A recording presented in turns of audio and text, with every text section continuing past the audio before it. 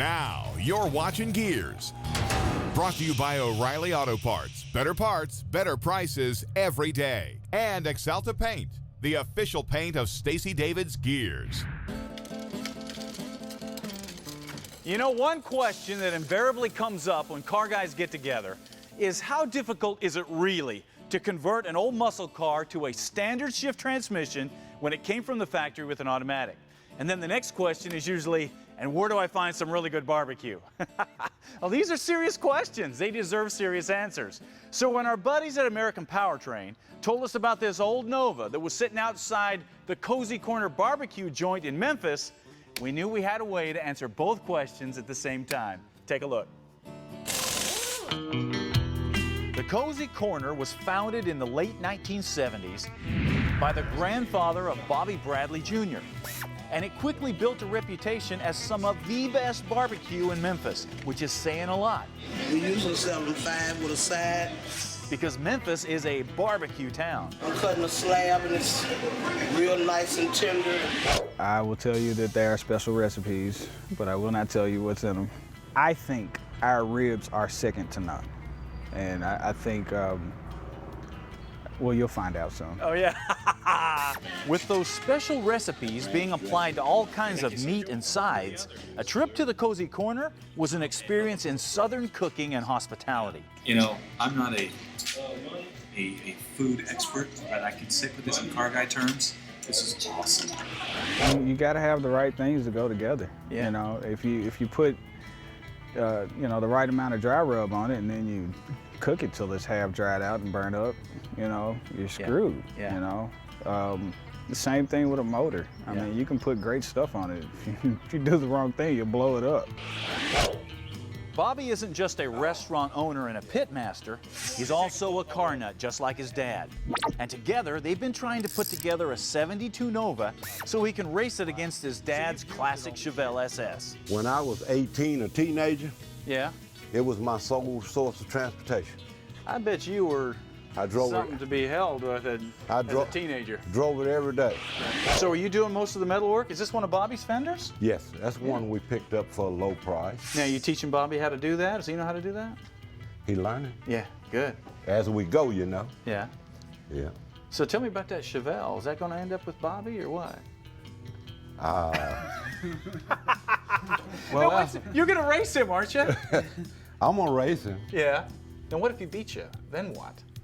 Well, I'm not a sole loser.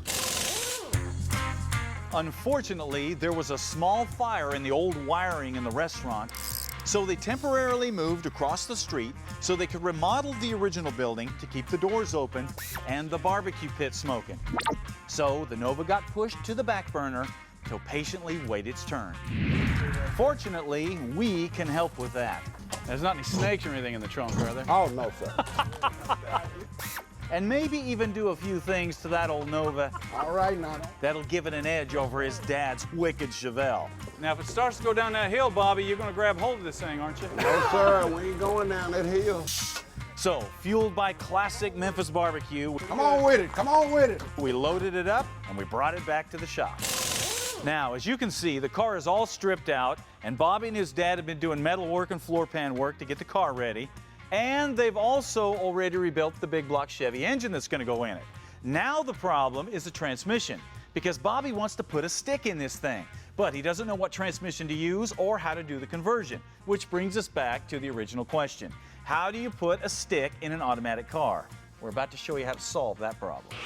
Okay, the first choice that you need to make is what transmission are you going to use? Now, I know everybody wants the big Magnum 6-speeds, but they are big and they're heavy, and most people never use them to their full potential because you don't need 6 forward speeds if you're just cruising around town. So for this Nova, we went to American Powertrain, got one of these TKO 5-speeds because they're small, they're tough, and with 5 forward gears, you're going to have a great launch and a great top end. So however Bobby's dad wants to race him, Bobby's going to be ready. Now, just getting a transmission is only part of the deal because there's a lot of other stuff you need to make this happen. Fortunately, American Powertrain's got everything you need to make this conversion. Check it out. We got a new flywheel, we got a clutch, we got a pressure plate, we got a hydraulic throwout bearing and master cylinder. We have all kinds of hardware. We have a bell housing, we have cross members, and probably the most important piece, a brand new set of 4-speed pedals for a Nova. Because without those, it's kind of hard to make all this other stuff work.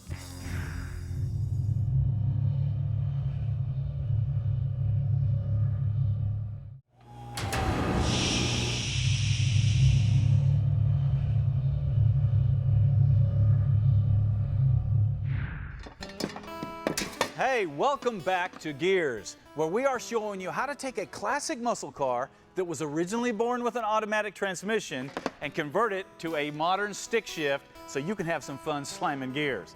Now, we already have a brand new TKO 5-speed, a clutch, and all the hardware to bolt that transmission behind that big block and stuff it in that Nova. Now we just need to put it all together and make it work. The first step is to tap in the new pilot bearing.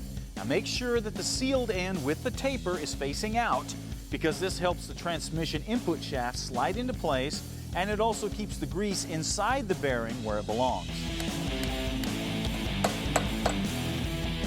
Next, we'll bolt on the new flywheel. Now if the crank is used, it's a good idea to chase the threads of the crank with a tap to get rid of any old thread locker or trash that might have accumulated in there.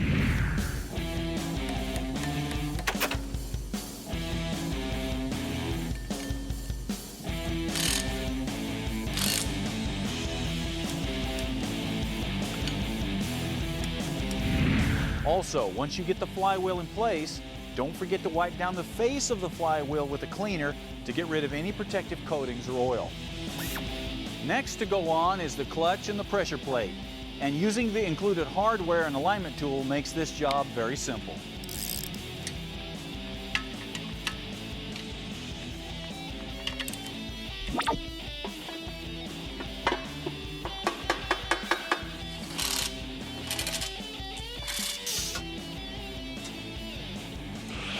At this point, we're ready to turn our attention to the transmission because we need to mount this hydraulic release bearing, and it just slides onto the input shaft and is supported by this stud that comes with the kit.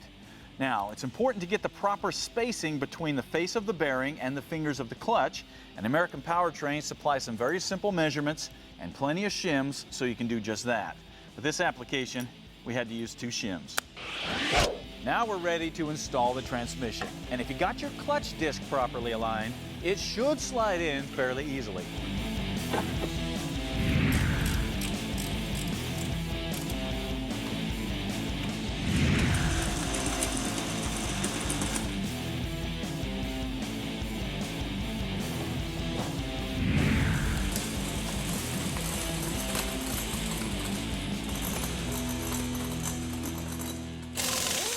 Okay, that takes care of bolting the transmission to the engine, which means we're about halfway done. Because now we need to stuff it all into the car and mark for the hole for the shifter.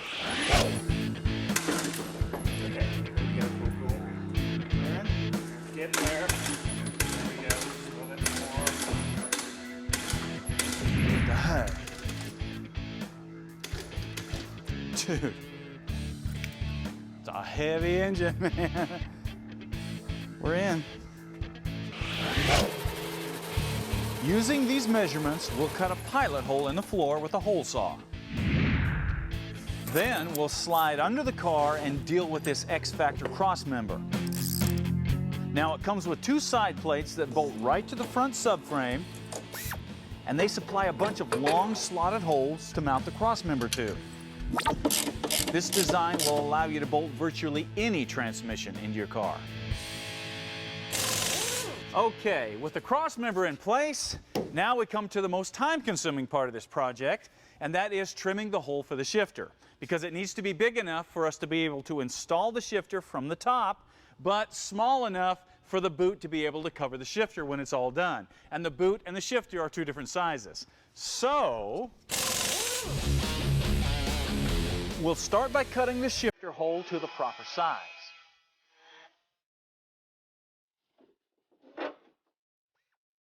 And once that's done, we'll build a removable access panel from scrap 16-gauge sheet metal. This will cover the bottom part of the opening and give us some metal to mount the shifter boot to.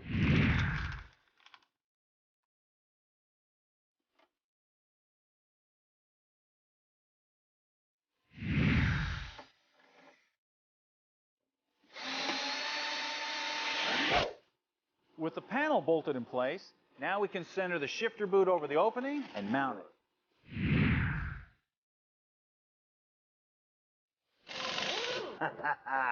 Now, at this point, it's just a matter of sliding on the new pedals, putting on the new master cylinder, and we'll be ready to slam some gears. But we're not quite ready to give this car back to Bobby yet, because we have a few more things we'd like to add to this car to help Bobby out. Check it out.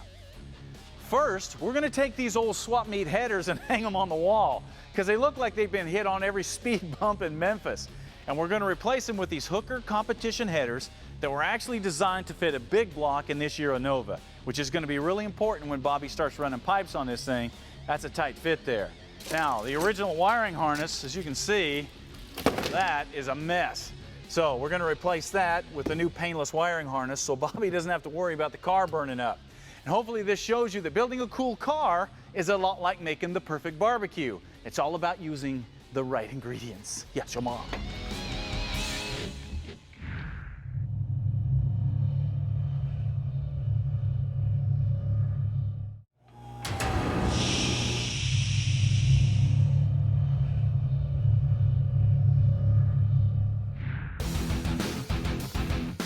And now, Boost Tech, brought to you by ProCharger, the ultimate power adder. You know, most people realize that putting on a supercharger or turbo is a great way to get massive amounts of horsepower. The problem is, if you don't set the system up right, you can literally blow your engine sky high. And there's a lot of questions and misconceptions out there concerning forced induction. So we're going to try to answer some of those questions. The first being one we hear a lot. Is it possible to turn the blower on and off when you're not using it so it doesn't suck power, like Mad Max did?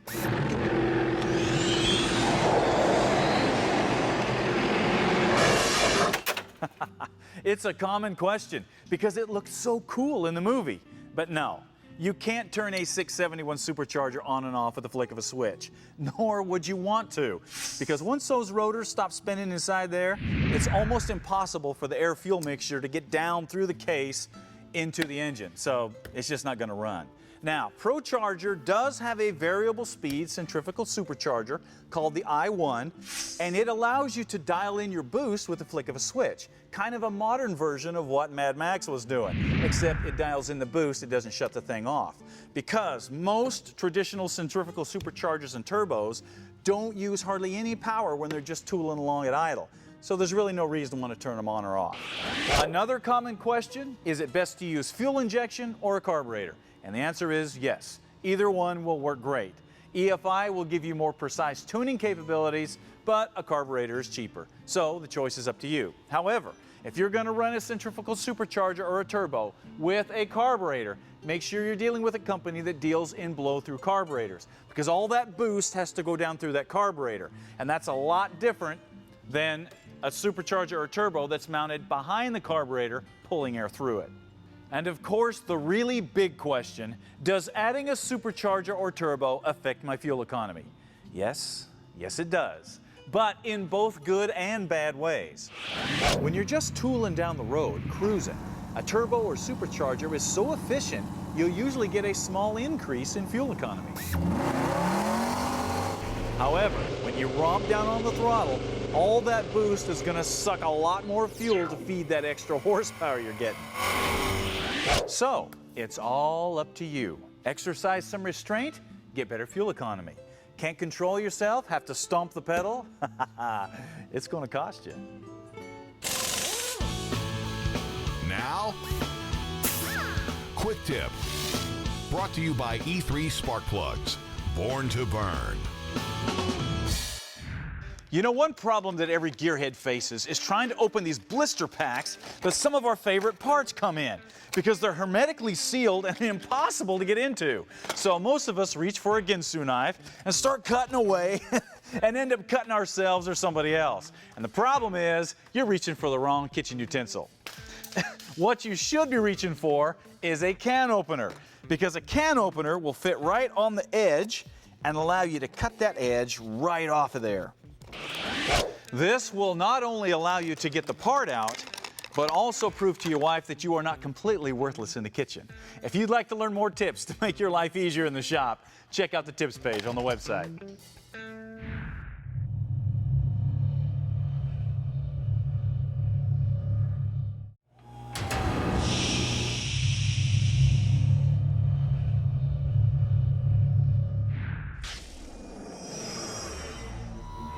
And now, Parts Bin. If you're looking to restore an old Chevy truck, you know there are two main weaknesses in the interior. The instrument panel is always cracked, and the gauges never work right. Well, now it's possible to fix both of those problems and bring the truck up to date at the same time, because Intellitronics has got new dash bezels for Chevy trucks from 1955 all the way up to 1999. But they don't just do the bezels. No, they also load them up with state-of-the-art digital gauges that include speedometer, tachometer, oil pressure, water temperature, volts, and fuel. And of course, they have the sending units to make everything work. The best part is you can get these in red, white, blue, or green LEDs so you can match your interior. So if you're ready to do something about that old dash bezel and those non-working gauges, Intellitronics can help you see your gauges in a whole new light. You know, the aftermarket is full of all kinds of performance products for virtually any car or truck out there. But without a doubt, the most modified vehicle on the planet is the Jeep. That's why Superchips came out with the Trail Dash 2 in-cabin controller for the Jeep. Check it out. This not only allows you to monitor your engine's vital signs, but also monitor the pitch, roll, and G-forces when you're off-roading. It also allows you to tune the engine for more performance, connect to the internet, even control lights, accessories, and lockers all in one compact unit. Heck, it even has a video port so you can run a backup camera if you want to.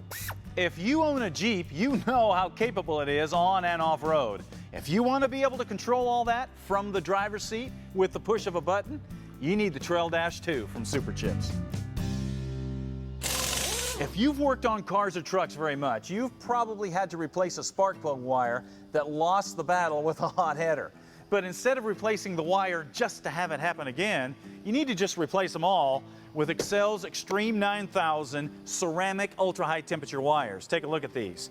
Now, the big, thick 8mm wire is going to keep your engine happy, but the real ceramic end is what's going to keep your spark plugs happy. This is like putting Iron Man on your wires. There is no way that this is going to burn off.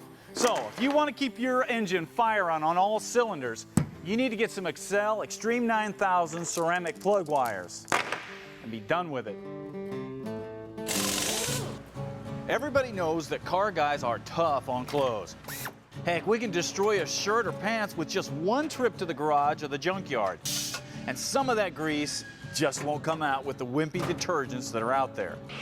Well, Fast Orange, who is well known for their hand cleaner, has just come out with this Grease X Mechanics laundry detergent. Now, this stuff is designed to remove 99% of grease, oil, blood, stains, fuel, smells, pretty much anything you can get on your clothes in the shop. This will take it off in the washer and not mess up your clothes and not leave a pile of goo in the bottom of the washer. Matter of fact, this is the first stuff that is designed for mechanics and people that work with their hands, because we can mess up some clothes. But now, instead of throwing them away, you can bring them back to life and use them again.